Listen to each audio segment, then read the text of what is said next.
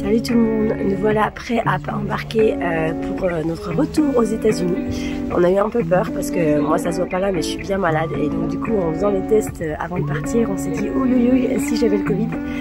A priori je l'ai pas, donc bonne nouvelle, enfin tout le monde je serai pas dans l'avion de toute manière.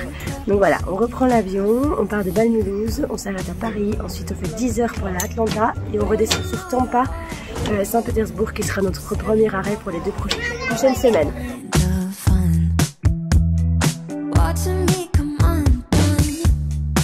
Jérém, encore et toujours en short.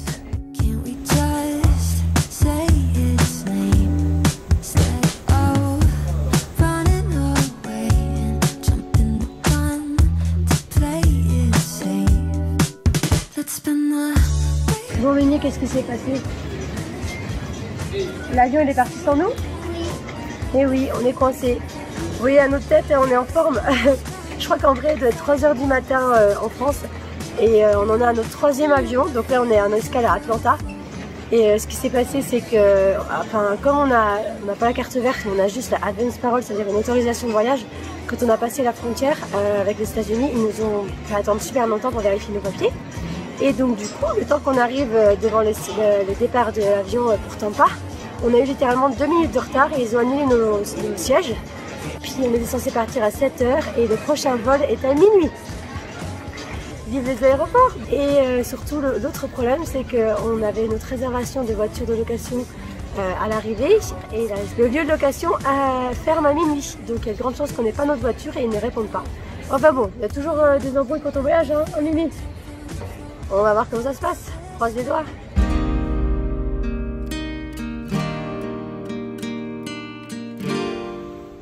On vient d'arriver à Tampa, ça fait du bien de retrouver le soleil. Et surtout, nos paniers, yes. Oh comme ça fait du bien, Mimi elle a ressorti la belle robe. Montre-nous tes chaussures licorne. Et alors on est dans un Airbnb à Clearwater. On est arrivé très tard hier soir, c'était comme vous avez pu voir assez chaotique. Donc là on a le frigo qui est vide, donc on va aller remplir le frigo. Et du coup on va aller faire un petit pique-nique sur la plage direct, pour se mettre dans l'ambiance. On y va chouchou?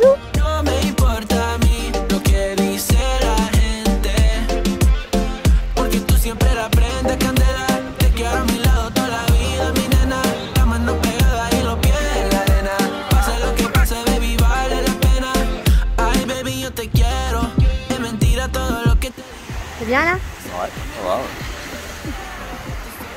Bon, il y a pire, on peut s'habituer. Hein. Tu vois vivre ici tous les jours? C'est ça.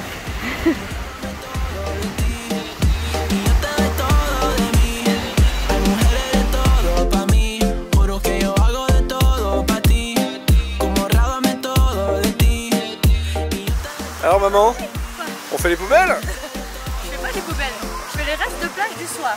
Et pour 2 semaines, ça me faisait chier d'acheter un pelle et un seau, bah du coup j'ai... On l'a trouvé! On l'a trouvé déjà! Ah ouais, il y a tout ce qu'il faut en plus là. Ah non mais là il y a tout là, attends. Tu fais les fonds de plage le soir, et voilà. Oui bah vas-y, tu peux jouer. Yo no sé cómo lo hace, baby déjame ser el que te complace. En mi mente corriendo base, me quedo contigo, pase lo que pase. Baby espero que me...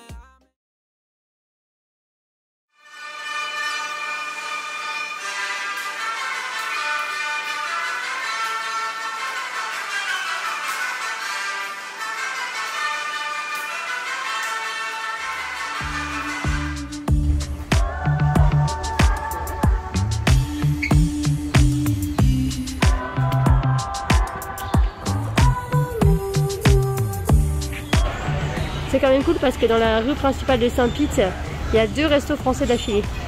Celui-là et un plus haut qui fait de la raclette. Voilà, on a testé celui de la raclette, le Bacchus, on n'a pas encore testé celui-là. Donc on va essayer, ça s'appelle le Cassis.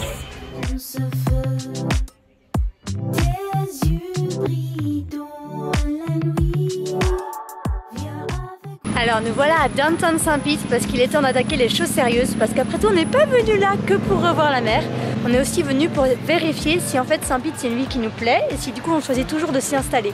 Donc pour ça on va aller voir un agent immobilier pour discuter un peu des prix, voir ce qui se passe dans la région au niveau des maisons. Ensuite on va visiter chaque quartier et on va essayer de décider quel quartier nous correspond le mieux et comme ça, quand on voudra s'installer après la deuxième road trip, ce sera beaucoup plus rapide. C'est parti, on vous emmène.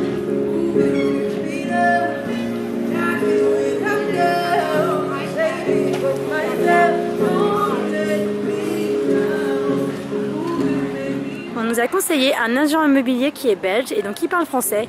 C'est Benoît Reality. Donc ça a l'air plutôt pas mal, on va aller y faire un tour. Voilà, c'est fait. Le rendez-vous s'est super bien passé. Maintenant, c'est à nous de jouer. Et puis, on a une semaine pour trouver ce qu'on aime comme quartier et pour vérifier que Saint-Pite, c'est vraiment notre ville idéale.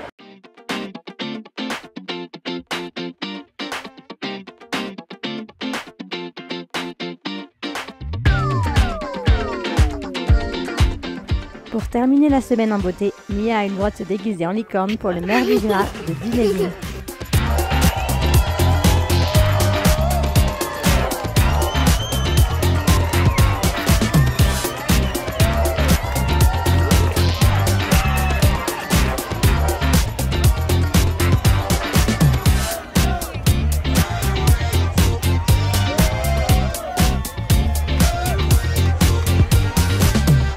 Et voilà, c'est fini pour aujourd'hui.